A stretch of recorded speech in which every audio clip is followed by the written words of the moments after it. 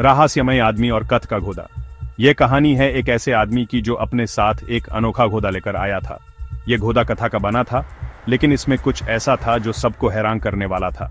एक दिन राजा विक्रमादित्य अपने दरबार में बैठे थे। उनका दरबार हमेशा की तरह भरा हुआ था और सभी मंत्री अपने अपने काम में व्यस्त थे। राजा अपने प्रजा के सुख दुख सुन रहे थे और उनके समाधान के लिए निर्देश दे रहे थे। तभी एक मिस्टीरियस आदमी आया। उसके कपड़े अजीब थे और उसकी आंखों में एक अलग ही चमक थी। सभी उससे देखकर चकित हो गए। उस आदमी के हाथ में एक छोटा सा कथा का घोड़ा था। उसके हाथ में एक वुडन हॉर्स था। यह घोड़ा देखने में तो आम लगता था, लेकिन उस आदमी के कहने पर सबको लगा कि इसमें कुछ खास है। उसने घोड़े को ऊपर उठाया और सबको दिखाया। आदमी ने कहा, महाराज, ये कोई ऑर्डिनरी घोड़ा नहीं है, ये उड़ ही सकता है। सभी दरबार में ये सुनकर हैरान हो गए। राजा विक्रमादित्य ने भी इस बात पर विश्वास नहीं किया और उस आदमी से पूछा, यह कैसे संभव है। राजा विक्रमादित्य को उसकी बातों पे यकीन नहीं हुआ। उन्होंने कहा, यह तो सिर्फ एक कथा का घोड़ा है, यह कैसे उड़ सकता है। आदमी ने मुस्कुराते हुए कहा, महाराज, आप इस पे बैठकर खुद देख सकते हैं। आदमी ने कहा, इस घोड़े पे बैठो और कोड़ा मारो। राजा विक्रमादित्य ने सोचा कि यह तो एक मजाक है, लेकिन उन्होंने सोचा कि इस आदमी की बात को आजमा कर देखना चाहिए। उन्होंने अपने मंत्रियों से कहा कि वो इस घोड़े को दरबार के बीच में ले आए। राजा विक्रमादित्य ने हिम्मत दिखाए। उन्होंने अपने मंत्रियों को कहा, मैं इस घोड़े पे बैठकर देखूंगा कि यह सच में उठा है या नहीं। सभी मंत्री और दरबार के लोग उत्सुकता से देखने लगे। वो घोड़े पे बैठे और कोड़ा मारा। जैसे ही उन्होंने कोड़ा मारा, घोड़ा धीरे धीरे हवा में उठने लगा। सभी दरबार में ये देखकर चकित हो गए।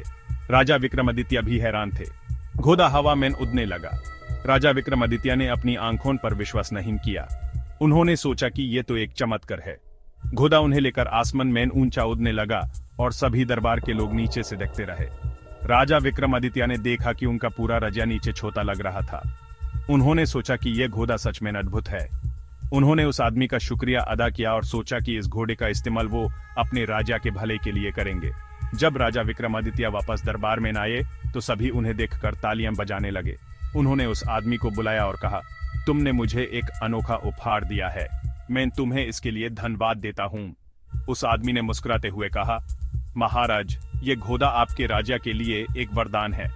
इसका सही इस्तेमाल करके आप अपने राजा को और भी समृद्ध बना सकते हैं। राजा विक्रमादित्य ने उस आदमी को बहुत सारी दौलत और सम्मान दिया। इस तरह वो रहस्यमय आदमी और उसका कथा का घोड़ा राजा विक्रमादित्य के राज्य में एक कहानी बन गए। यह कहानी हमेशा याद रहेगी कि कैसे एक छोटा सा घोड़ा इतना बड़ा चमत्कार कर सकता है।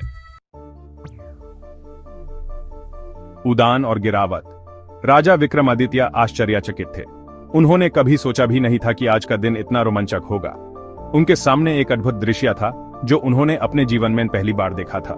घोड़ा बहुत ऊंचाई पर उड़ रहा था। आसमान में बादलों के बीच से गुजार रहा था। राजा को ऐसा लग रहा था जैसे वो सपनों की दुनिया में है।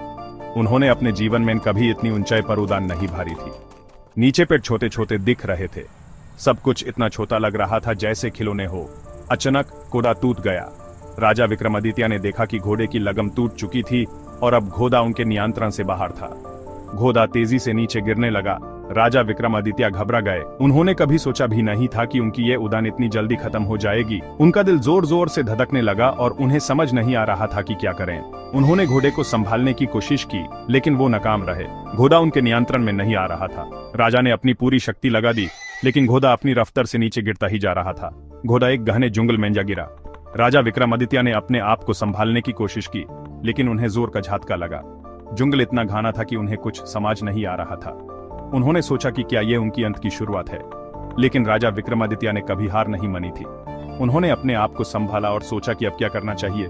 उन्होंने अपने आसपास देखा और सोचा कि यह जंगल कितना भयानक है, लेकिन उन्होंने अपने मन को मजबूत बनाया और सोचा कि यह भी एक चुनौती है जिसे उन्हें पार करना है। उन्होंने अपने घोड़े को देखा जो अब भी जिंदा था, लेकिन चोटिल था। राजा ने सोचा कि अब उन्हें अपने घोड़े को भी बचाना है और इस जंगल से निकलना है। उन्होंने अपने घोड़े को संभाला और सोचा कि अब उन्हें यह सफर अकेले तय करना होगा। यह कहानी सिर्फ उड़ान और गिरावट की नहीं थी, बल्कि एक योद्धा के हौसले और हिम्मत की भी थी। राजा विक्रमादित्य ने अपने मन में सोचा कि यह सफर चाहे कितना भी कठिन क्यों ना हो, वो कभी हार नहीं मानेंगे। उन्होंने अपने घोड़े को संभाला और जंगल के रास्ते पर चल दिए। यह कहानी हमें ये सिखाती है कि जीवन में चाहे कितनी भी कठिनाइयां आएं, हमें कभी हार नहीं माननी चाहिए। हर गिरावट के बाद एक नई उड़ान होती है और हर कथने के बाद एक नई जीत। राजा विक्रमादित्य की यह कहानी हुमेन ये सिखाती है कि जीवन में कभी भी हिम्मत नहीं हारनी चाहिए और हर चुनौती का सामना हिम्मत से करना चाहिए। गुफा का रहस्य। यह कहानी है एक ऐसे गुफा की जो अपने अंदर अनेक रहस्य छुपाए हुए है। इस गुफा का राज समझना आसान नहीं है, लेकिन जो भी इस गुफा में घुसता है वो कुछ न कुछ नया जरूर पाता है। राजा विक्रमादित्य को चोट तो नहीं आए, लेकिन वो जंगल में खो गए। वो इधर उधर भटकने लगे। जंगल घना था और रात का समय था। हर तरफ अंधेरा था और राजा को कुछ समझ नहीं आ रहा था कि वो किस दिशा में जाए। उन्होंने अपने घोड़े को छोड़ दिया और पैदल ही चलने लगे। तभी उन्हें एक गुफा दिखाई दी।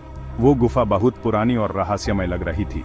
राजा ने सोचा कि शायद इस गुफा में उन्हें रात गुजारने का थोड़ा सहारा मिल सके। उन्होंने अपने कदम गुफा की तरफ बढ़ाए। राजा विक्रमादित्य गुफा के अंदर चले गए। गुफा बहुत अंधेरी थी। राजा धीरे धीरे आगे बढ़े। उन्होंने अपने हाथ में एक मशाल ले रखी थी जो उन्हें रास्ता दिखाने में मदद कर रही थी। गुफा के अंदर का माहौल बहुत ही भयानक था। हर तरफ सन्नाटा था और सिर्फ राजा के कदमों की आहट सुनाई दे रही थी। तभी उन्हें रोशनी दिखाई दी। वो रोशनी गुफा के अंत में से आ रही थी। राजा ने सोचा कि शायद ये रोशनी उन्हें गुफा के बाहर का रास्ता दिखाए। उन्होंने अपने कदम और तेज कर दिए और रोशनी की तरफ बढ़ने लगे। जैसे जैसे वो रोशनी के करीब पहुंचे, उन्हें एक अजीब सी शांति का एहसास होने लगा। शायद ये रोशनी उनके लिए एक नई सुबह का संकेत थी। तंत्रिक का बंधन। रोशनी के पास पहुंचकर राजा हैरान रह गए। वहां एक तंत्रिक बैठा था। उसके सामने एक सुंदर स्त्री बंधी हुई थी।